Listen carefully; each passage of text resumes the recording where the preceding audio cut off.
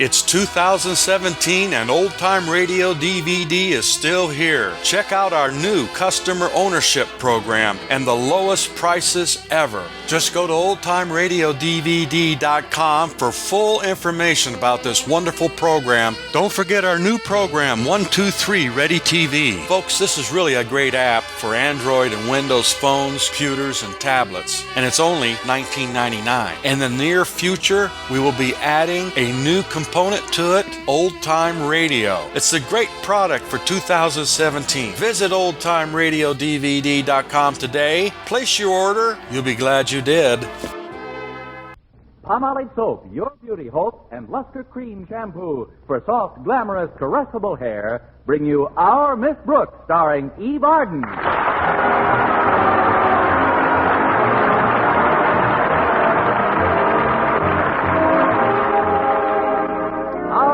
Teaches English at Madison High.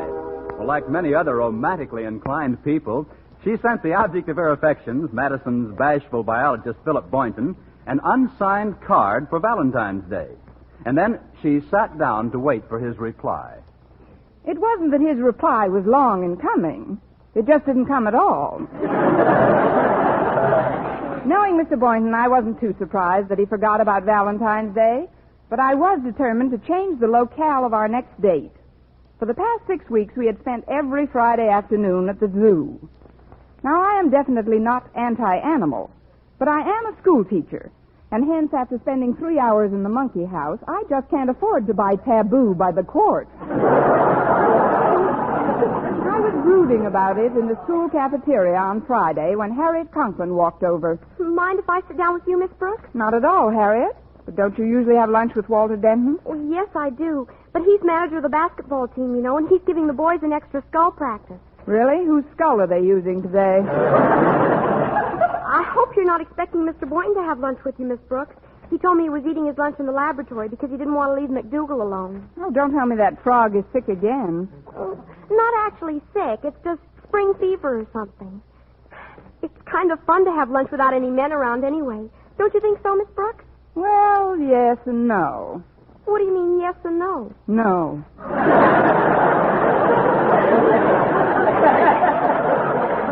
We haven't had a real woman-to-woman talk in a long time. You know, Walter Denton is crazier about me than ever. All I have to do is whistle and he comes running. Really? It's the only way to train them. That's what you want to try with Mr. Boynton. I have, but every time I whistle, he opens his lunchbox.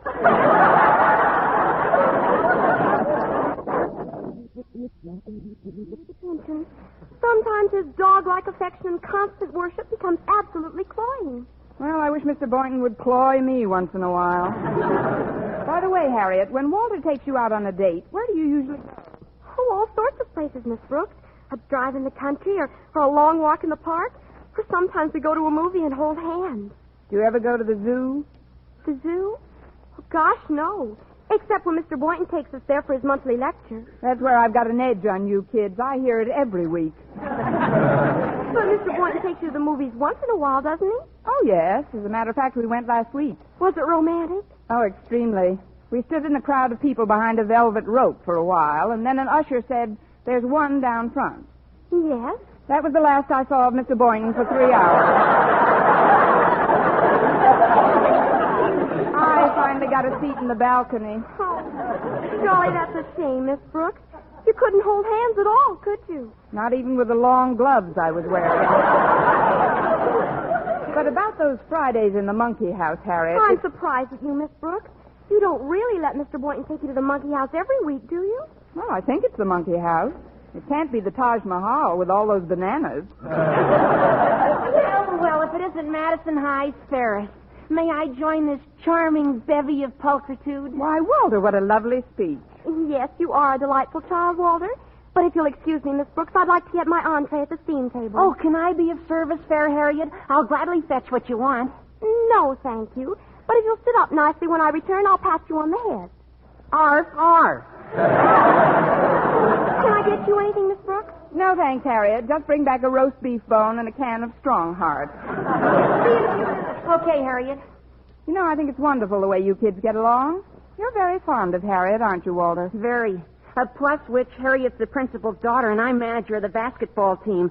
And there are things that I can accomplish quicker if I can get to Mr. Conklin without having to go through regulation channels all the time. What's good about getting to Mr. Conklin so fast? Well, I like getting things done fast that need getting done fast.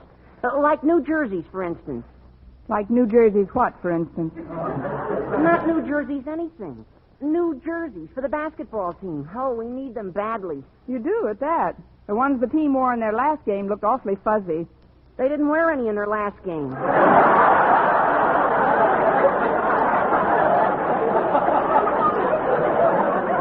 But I'm sure the new ones will come through all right. I'm taking Harriet out on a date tonight, and I can bring it up casually when I see Mr. Conklin at his house. I don't like to suggest a career for you, Walter, but I have a feeling you're going to kiss an awful lot of babies before you're much older. Oh, I could never be a politician. I'm too sincere. Oh, but why are we talking about me? You seem to have a problem of your own on your mind, Miss Brooks. Is it that obvious, Walter?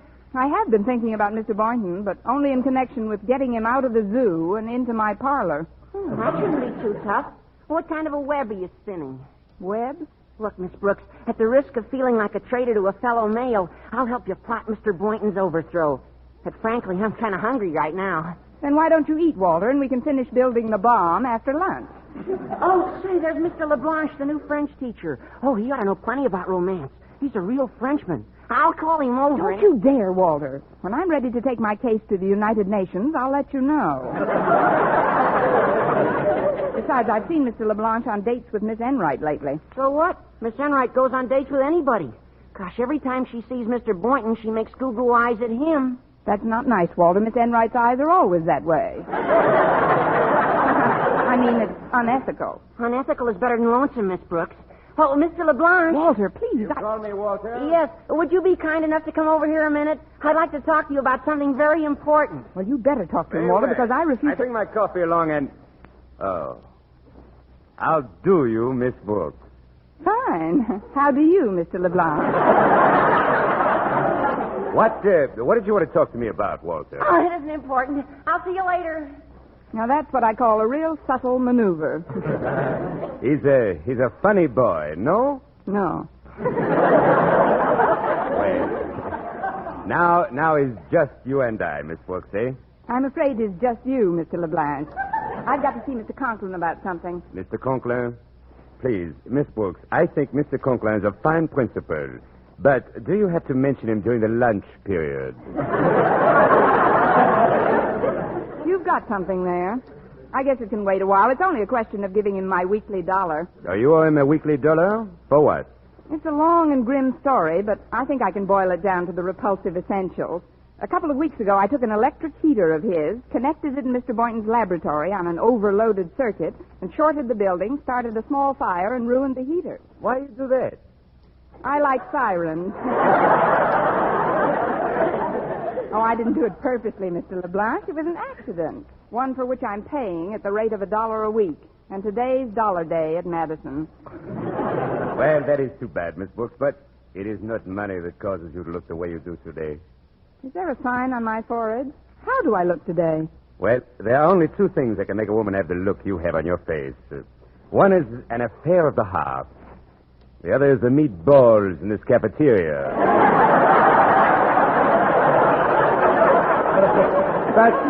But neither of them is incurable, eh? I'm sure. You haven't eaten those meatballs lately. Look, it's nice of you to try and cheer me up, Mr. LeBlanc. Oh, please, call me Paul. And I'm not trying to cheer you up. I'm trying to help you. First of all, tell me this. Did you receive any messages on Valentine's Day? Oh, scads.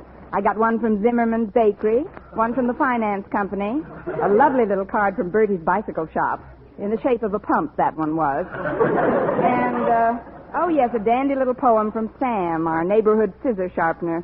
I think I remember that one. It went, I've applied my grindstone to shears both old and new, but I never met a scissors one half as sharp as you. Wasn't that a peachy sentiment for Valentine's Day? Oh, quite amusing, yes, but not to you, I'm afraid. Because you're not in love with Sam the scissor or Bertie the bicycle. No, my problem is Boynton, the biology. Miss Brooks, since we have taken me into your confidence, I would like to make a suggestion. You must play how do you say in this country? You must play difficult to acquire. Difficult to acquire? Ah. Oh, you mean hard to get. Precisely. Now tell me the truth. When Mr. Boynton asks you for an engagement, do you ever say no? Well, no. But it isn't just because of Mr. Boynton. I'd hate to disappoint 400 monkeys. That is, I haven't gone out with him much lately at all. Because he do not ask you. Well, I like that. I am glad. Miss Brooks, there's one way to get a man interested that never fails. You must make him jealous. I've tried that, Mr. LeBlanche, but he just doesn't gel out very easily. Ah, yes, but you've tried it only once. That is not enough. How do the big American advertisings work? A repetition, over and over the same thing. What is it you hear on the radio all the time? Smoker Benny. And again. Smoker Benny. If you repeat this often enough, you know what happens? Yeah, Jack gets pretty burned up. No, Mr. LeBlanche, I'm afraid Mr. Boynton is too wrapped up in a frog to pay any attention to me. Oh, but of course. I forget Monsieur le Frog. You know, in France, we have a proverb. Le chemin au cœur d'homme est par son grenelle. Translation? The way to a man's heart is through his frog. Well, that's very touching, but I don't see what it has Oh, to it's do. so simple, really. Here you have a man with his little pet, Monsieur le Frog. And here you have a woman with her pet, Mademoiselle la Frog. Now, we convince the man that Monsieur le Frog is lonesome. And where can his poor little frog find companionship? With Mademoiselle la Frog. And when the two little frogs are together, where are the man and the woman? Pricing junior beds for tadpoles.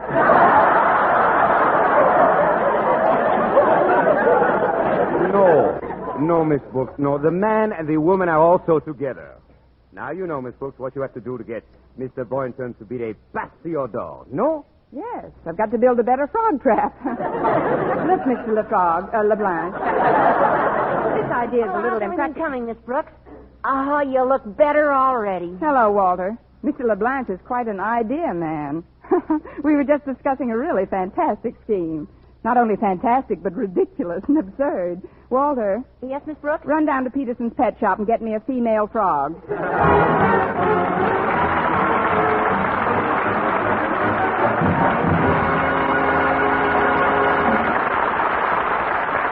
Our Miss Brooks, starring Eve Arden, will continue in just a moment. But first, here is Vern Smith. The makers of Palmolive soap are giving away $100,000 in prizes.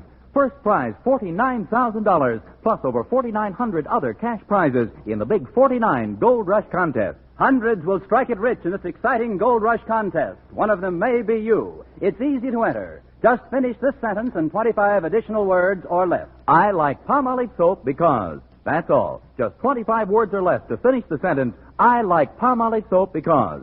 Then mail your entry right away along with a Palmolive soap wrapper. Try for your share of that $100,000 in prizes right now. Your chance of winning $49,000 is as good as anyone. Get entry blank with complete rules from your dealer, or write your completed sentence on plain paper. Include your name and address and dealer's name and address.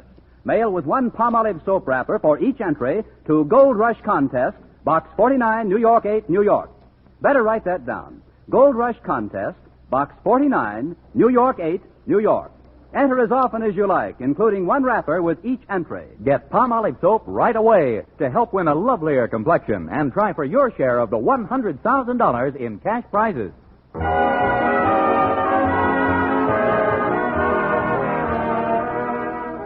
Well, I gave Walter my last dollar to buy a female frog, and while he was out getting it, I took advantage of a free period to visit Mr. Boynton in his laboratory. Hello, Mr. Boynton. Oh, hello, Miss Brooks. I just dropped in to say hello, Mr. Boynton. Hello. Well, goodbye, Mr. Boynton. Oh, don't go yet. I've just been examining McDougal. You know, my frog. He's got me a little worried. He's way off his feed, and we'll look at him.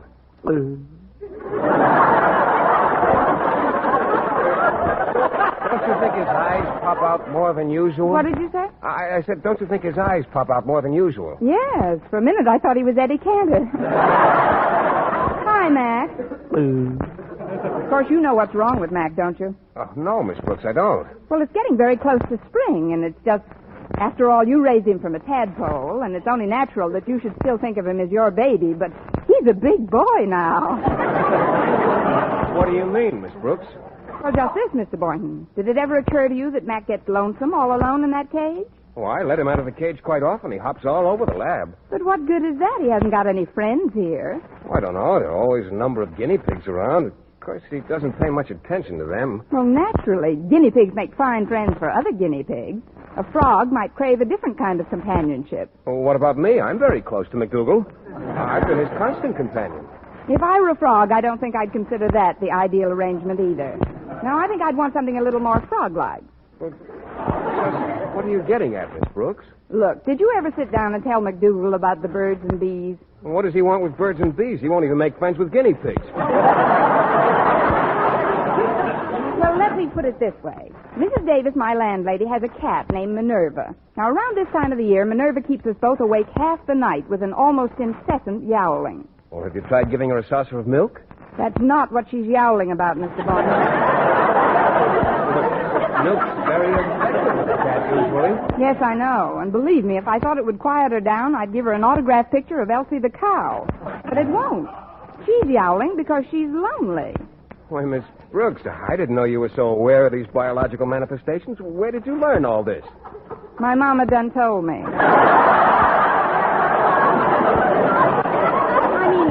I found out about a lot of things since I've acquired my pet frog. Pet female frog, that is. Oh, you have a pet frog, Miss Brooks? What's her name? Her name?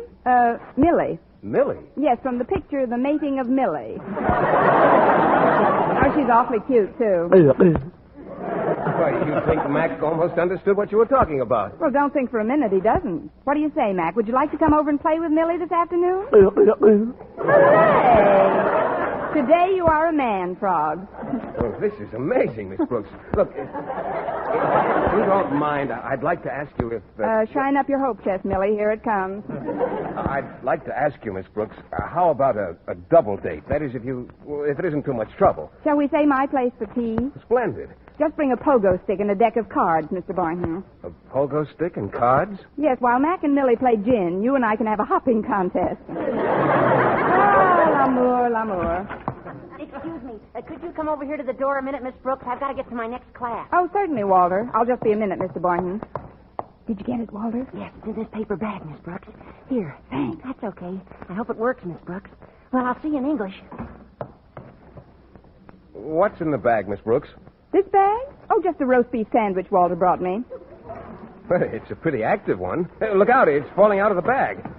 Here, let me see that. Yeah, I've got him. Oh, Miss Brooks, do you realize what you've got here? Sure, an F-R-O-G. I didn't want to mention it in front of Mac until we got home. Oh, but this is a male frog. You can always tell. Because in the species Dimorphognathus from West Africa, there's a very apparent dimorphism in the dentition. The male's being provided with a series of large serrated teeth in the lower jaw, which in the female is edentulous. Well, slap me with a wet lily pad. Excuse me, Mr. Boynton. I've got to be running along now. Oh, why, Miss Brooks? I've got to see a boy about a frog. Here, I'll put it back in the bag for you. Now, just hold the top tighter and he won't get away again. I still don't comprehend why you got this male frog. Well, I didn't know how you and McDougal would react to the idea of keeping Millie company, so I thought I'd play safe and get this one, too. Oh, I don't think Mac likes the idea very much. Don't be jealous, Mac. Let him live his own life. We better not come over this afternoon, Miss Brooks. I'm afraid it'd only confuse Mac. Look, Mr. Boynton, I don't care if a frog wants to play hard to get, but there's something I'd like you to remember. Well, what's that, Miss Brooks? Well, I don't want to sound too much like an English teacher, but when one plays hard to get too often, one sometimes don't get got.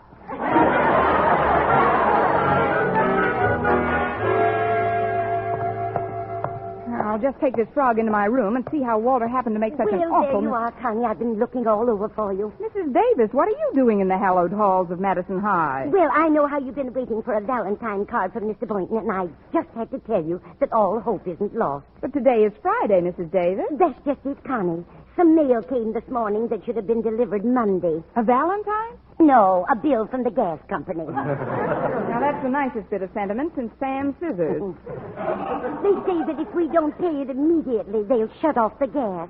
Just my luck with Mr. Boynton coming over for tea. It couldn't be the electric company promising to shut off all the lights. No, Connie. And I'm short some money or I wouldn't bother you in school like this. You know, Minerva cost me a lot lately with her special diet, Just how much do you need, Mrs. Davis? Well, if you'll forgive a slang expression, one greenback will do it.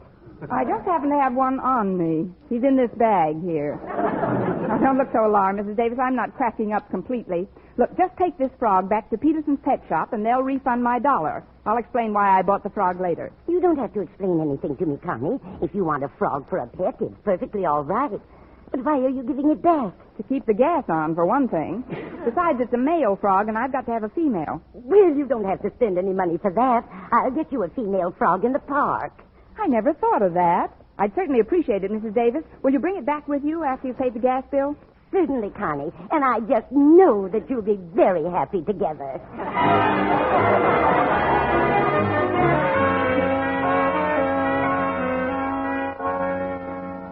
And so, class, you were to have these compositions ready by next Tuesday. That's the end of the period. Class dismissed, except Walter Denton. Come up to my desk, Walter. Oh, I'm glad you asked me, Miss Brooks. I wanted to explain about that frog. You see, Mr. Peterson was out to lunch when I got to the pet shop, so I got you one out of the park pond. But was it all right? I mean, was she a girl? No, Walter, she was a boy with big serrated teeth in her lower jaw. And what about the $1 I gave you? Oh, here it is, Miss Brooks. I didn't have time to give it to you before. Thanks, Walter. That'll be all for now, then. I'd better get over to Mr. Conklin's office and make my payment on that heater. Well, here I am, Connie. Hello, Walter. Hello, Mrs. Davis. Goodbye, Mrs. Davis. Well, what do you think, Connie? Mr. Peterson didn't sell Walter that frog at all. I know, Mrs. Davis. But he said it was a very good specimen and traded me a lovely female for him. And instead of giving us any money, he promised that when our frog becomes a husband, we'll get the pick of the litter. I can hardly wait. But where's the female frog? Oh, I had that in a paper bag, and it seemed very insecure. So I put the frog in a desk across the hall. Nobody saw me. Across the hall? But that's Mr. Conklin's office.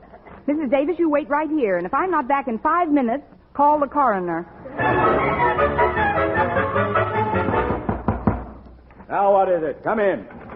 Oh, it's you, Miss Brooks. Please transact whatever business you have in this office in a hurry. I've got an appointment with the doctor. The doctor? What's the matter, Mr. Conklin? Oh, just a checkup. A lot of nonsense, if you ask me. My wife's been telling him all sorts of foolishness about the state of my nerves. To hear her tell it, I've not only got the world's highest blood pressure, but I'm jumpy, anxious, overwrought, But irritable. Mr. Conklin... Don't interrupt!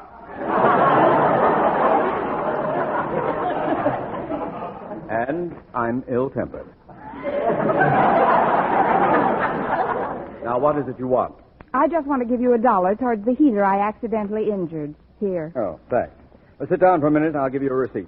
I've got a regular Board of Education receipt book around here somewhere. But, Mr. Conklin, your desk drawer... Please, Miss Brooks. Don't tell me where I keep my things. Of course it's in the desk drawer. Let's see now. Book should be right over here next to this blotter. Oh, that's funny. Oh, here it is over by this frog. Hello, little frog. Miss Brooks, it won't take a moment to get the receipt. Hello, little frog!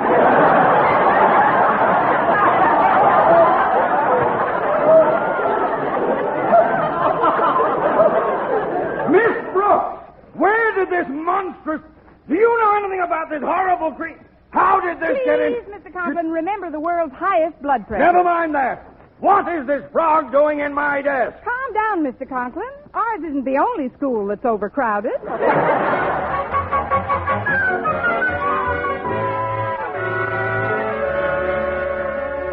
I thought you'd never get home from school, Connie. How long did Mr. Conklin spend bowling you out? Oh, it seemed like hours, but actually it was only a few minutes.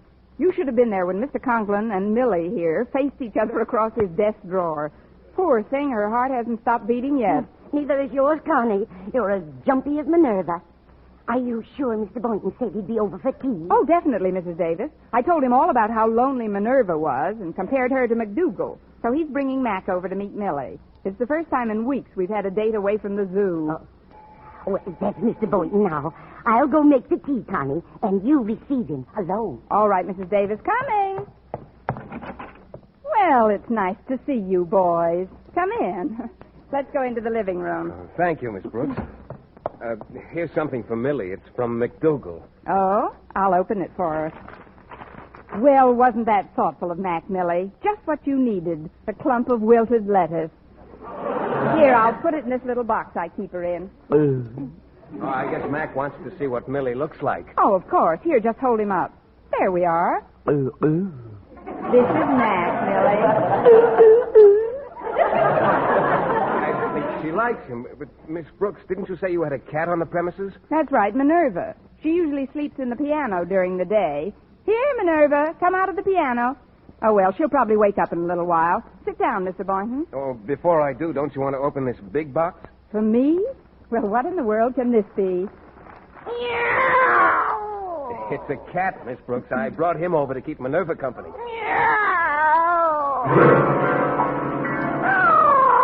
Well, here comes Minerva now. They like each other, too.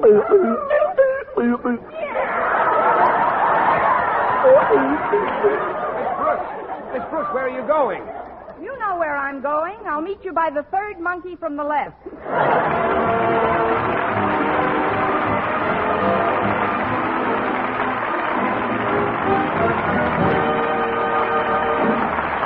Arden as our Miss Brooks returns in just a moment. But first, dream girl, beautiful luster cream girl. Tonight, show him how much lovelier your hair can look after a Luster Cream shampoo.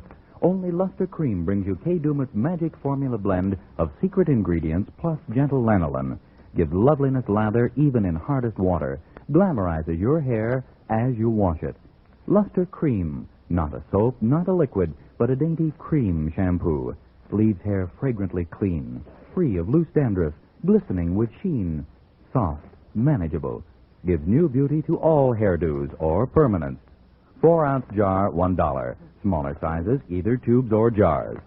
Tonight, try Luster Cream shampoo and be a Dream girl, beautiful luster cream girl. You owe your crowning glory to a luster cream shampoo. And now, once again, here is our Miss Brooks. Well, Mr. Boynton finally took McDougal and his cat and left. Mrs. Davis and I had dinner, and then we sat down in the living room to spend a quiet evening. Minerva went back to sleep, and everything was nice and peaceful when the phone rang. Lie down, Minerva. It's not for you. Hello? Hello? Oh, I'm sorry, Minerva. It is for you.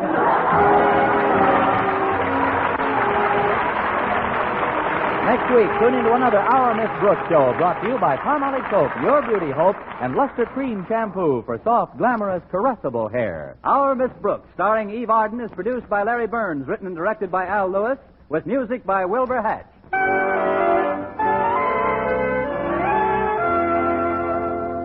Here's good shaving news. 3 men out of every 4 can get more comfortable, actually smoother shaves with Palmolive Brushless Shaving Cream. This is not just a claim. Here's the proof. 1,297 men tried the Palmolive brushless way to shave described on the tube. And no matter how they shaved before, 3 men out of every 4 got more comfortable, actually smoother shaves. Try Palmolive brushless yourself. See if you don't get more comfortable, actually smoother shaves the proved Palmolive brushless way. For mystery liberally sprinkled with laughs, listen to Mr. and Mrs. North, the exciting, fun-packed adventures of an amateur detective and his beautiful wife. Tune in Tuesday evenings over most of these stations. And be with us again next week at this time for another comedy episode of Our Miss Brooks. Bob Lamont speaking. This is CBS, the Columbia Broadcasting System.